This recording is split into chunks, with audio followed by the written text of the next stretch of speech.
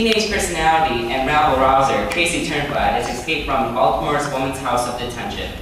If cited, citizens are asked to notify the police, or, if phone service is not available, simply shoot the kill.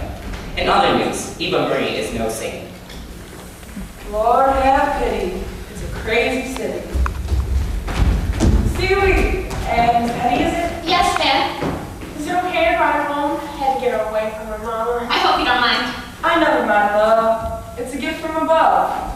But not everyone remembers that, so you two better brace yourselves for a whole lot of ugly coming at you from a never-ending parade of stupid. That's okay. My mother's gonna kill me anyway.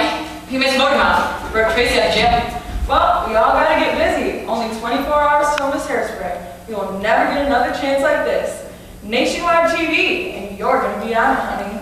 I can't put all of you in any more danger. No one ever said this was gonna be easy. Children, you are not the first to try, and you won't be the last. But I'm here to tell you that I'm gonna keep lining up until someday somebody breaks through. I've been putting that door a lot longer than you. What door? The front door.